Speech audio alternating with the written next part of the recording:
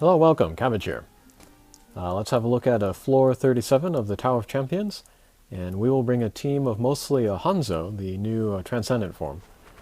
And yeah, I have been putting up a lot of videos about the different floors, about the tower, and I've been doing them without commentary, because I felt I had already, spoken enough about the characters in those videos, and then also the floors. There are older videos where there is that.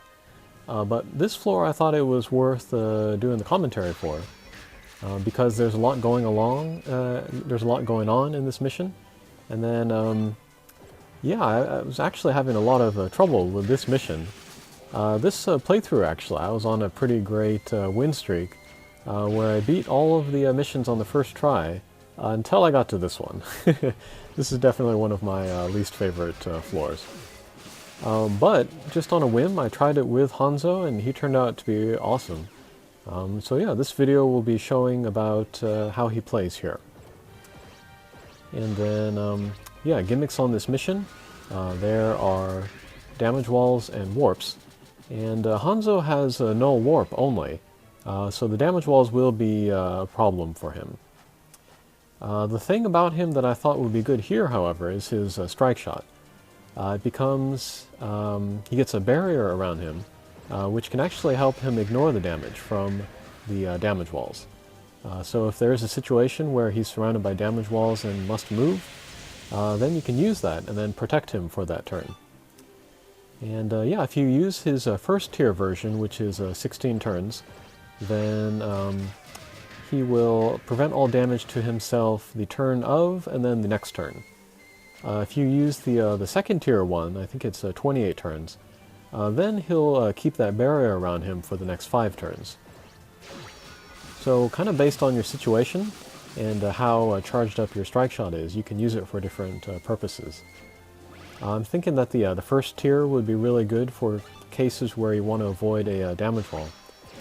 And then the second tier, it can be used for that, of course, but it can also be pretty useful to avoid the boss's one-hit KO, which comes out later, and I'll explain that when we get there.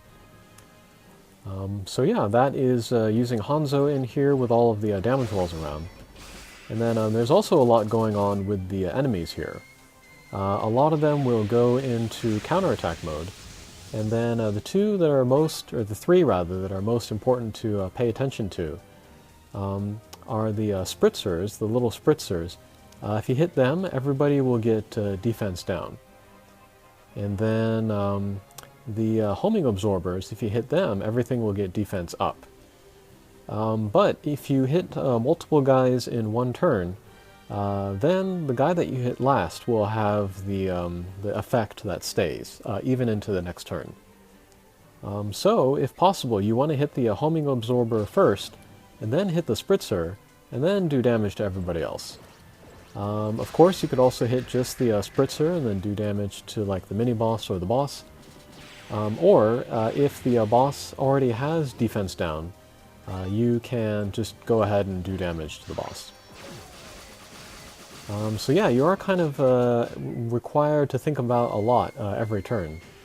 You want to, of course, end up with defense down on everybody, and then also do damage against the boss. So yeah, here I hit the spritzer, defense goes down, and yeah, did some pretty good damage to the boss there. And yeah, there was one turn, a few turns ago, where Hanzo would have liked to have used his strike shot, since he was surrounded by damage walls on 3 sides. I kind of cheated, and I I just waited it out since I was playing co-op. But in that case, you could have used the strike shot, of course, to ignore the damage walls, and then get around that. And then one other thing about Hanzo is that he has a strike shot reducer. So if you hit his gauge, and then you hit his teammates, his strike shot count will be reduced for every teammate he hits. So he can get out his strike shot even quicker. And yeah, for this mission with all the damage walls, the more you can get a strike shot out, the better.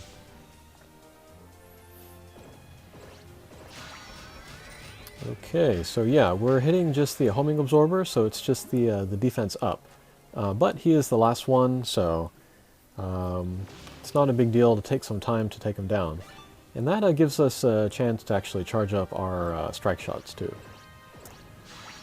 Okay, but as we can see here on the first turn of a new stage, none of the enemies have done the counterattack mode yet. So that first turn, we could use it to take out a homing absorber, or we can use it to take out a Gaia, one of the guys on the upper right-hand corner. And we want to take down the Gaias before their kind of higher turn count attack, because that's very damaging, so we definitely want to keep an eye on them. Alright, but here I hit the homing absorber first, and then I hit the other guy, the spritzer, so that the boss would end up with defense down.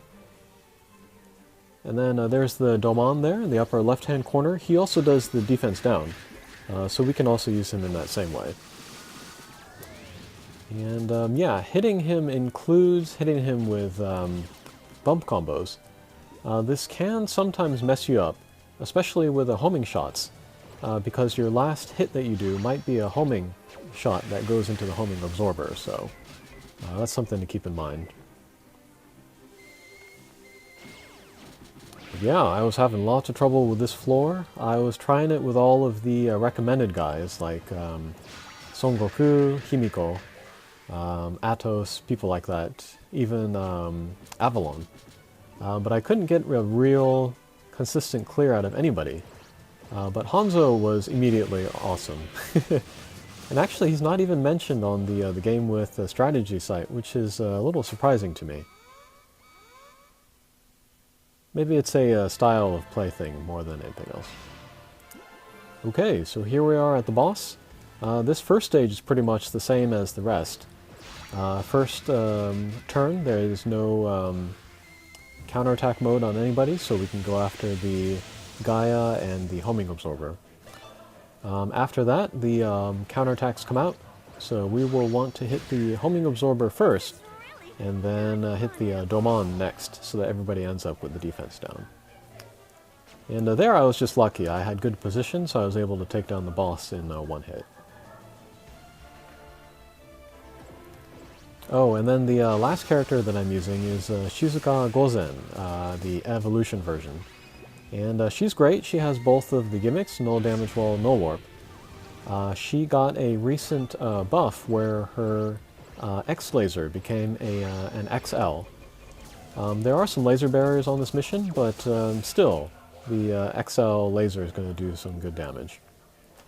And then she has a tackle strike shot, which also heals me, so that can be good in a pinch. Okay, so second boss stage, we have a new enemy here, and this is the pre-evolution Kushinada. She functions like the Domon here, where if you hit her, then you get the defense down on everybody. So here I will hit the homing absorber first, and then I will hit the pre-evolution Kushinada in order to end up with the defense down. Yeah, but actually it's very rare that you will be forced to use Hanzo's strike shot for the damage wall. As you can see, I haven't used one yet, actually.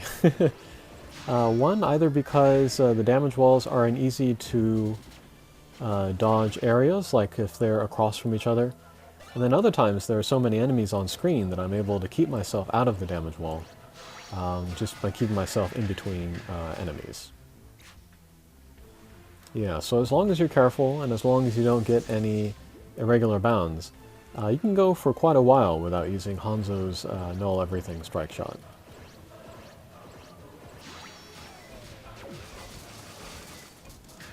Okay, and then the mini-boss and the boss, they also get their counterattack in.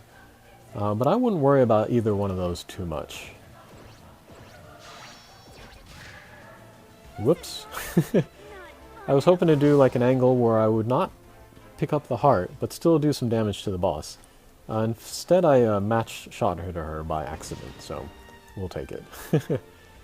Alrighty, so another new element here, and that is the pre-evolution of Kushinada 0. And then if you hit her, that counts as a defense up for everybody. So she's a bit more annoying than the regular guys. Okay, but here, for example, I'm able to squeeze in between the enemies and then the mini-boss. So I was not... it was not necessary to use Hanzo's Null Everything Strike Shot to get away from the damage wall. And then same thing here, just keep in between the wall and the boss. And this is really good, because I do want to save these strike shots for the last stage. The last stage, the boss has lots and lots of hit points. And so it's pretty hard to take her down before the one-hit KO attack comes out. But with the barrier, then it'll be much easier to survive that. But yeah, the MVP is probably going to be Hanzo's Slice and Dice bump combo. It does lots and lots of damage, if you are close enough. And yeah, it's not as flashy as some other bump combos, like Gabriel or Uriel, but still a very, very damaging bump combo. Okay, so as we can see, Kushinada is now shaking. The 3 on the upper left, that is the ultimate attack. So, I could use Hanzo's strike shot now, and then he would get the barrier for the next 5 turns, so that one Hanzo would be able to ignore that attack. But I was confident enough that I could take down the boss before the attack came out, so I was able to save the use of the strike shot there.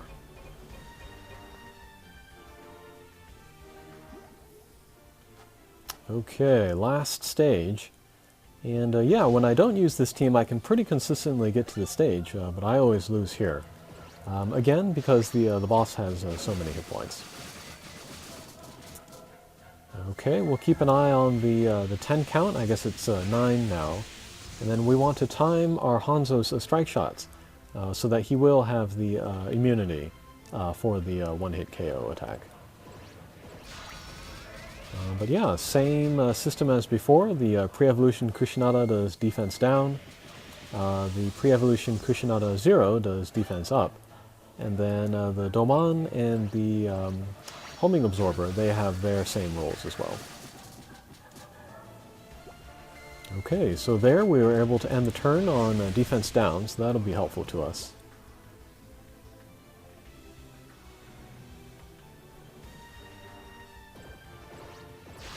And then we'll go for some more bump combo damage, since the boss has defense down.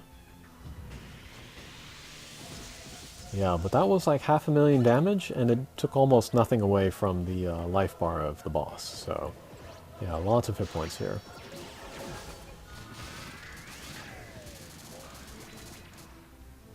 Okay, so now the boss's one-hit KO count is down to 5. So now I can start thinking about using a Hanzo Strike Shot, so I have the barrier up for that attack.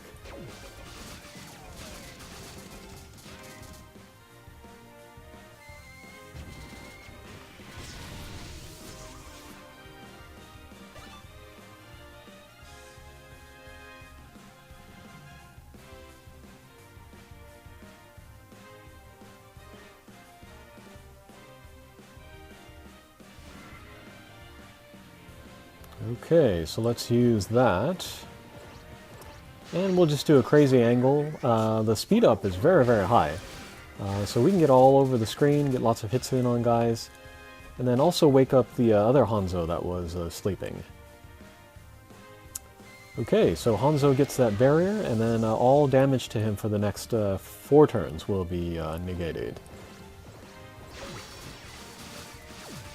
Okay, more bump combos in there.